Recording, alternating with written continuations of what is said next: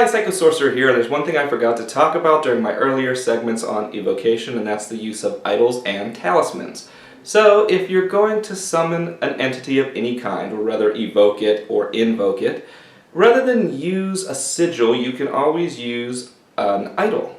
An idol is a statue or an object that represents the particular entity you are calling forth.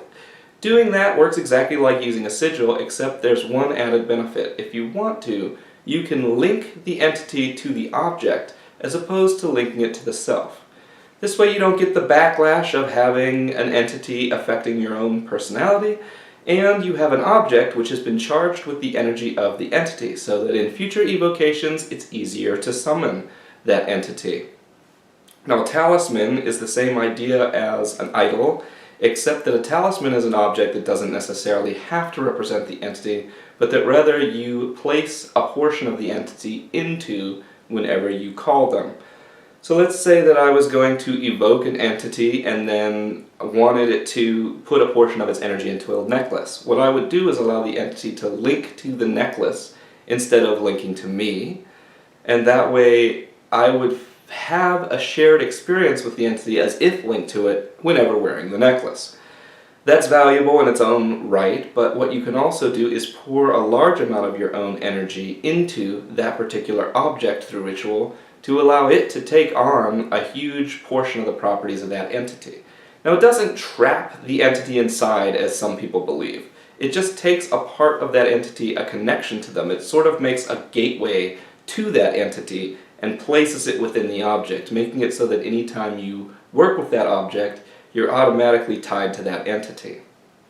Doing this can be helpful, especially if there's a certain sort of working where you may wish to work with that entity frequently.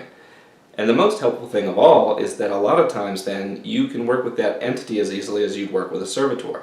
By holding on to the talisman and saying something, you speak directly to that entity, and thus are acting almost as if evoking it in quick, short form.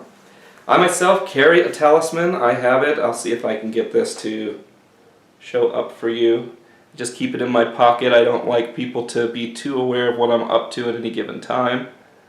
This is a talisman that I have linked to Ishtar, and so anytime that I need assistance from Ishtar, I simply reach into my pocket, grab the talisman, leaving my hand in my pocket, rub it, and then think or speak what I want Ishtar to assist me with. And yet often the answers will flow right back into me.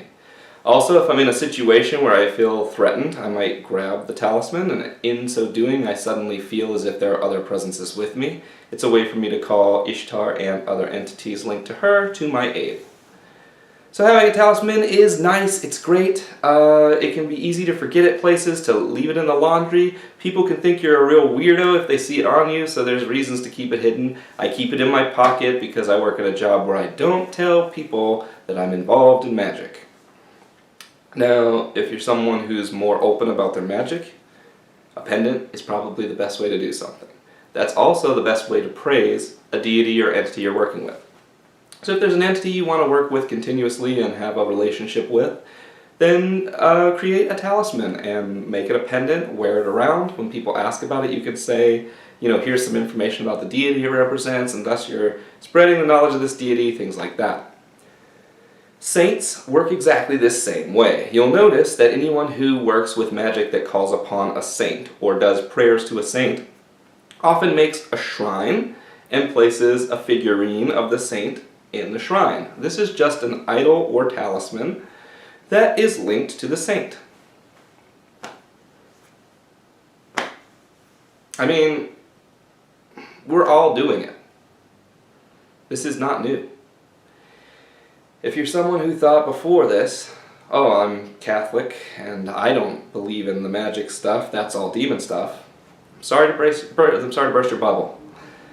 We are all doing it. Magic, whether it's good or evil, is based purely on the caster. Every religion uses a form of it, and every religion takes you to a path of it. But if you're open to all magic, you can travel every path. Think about it.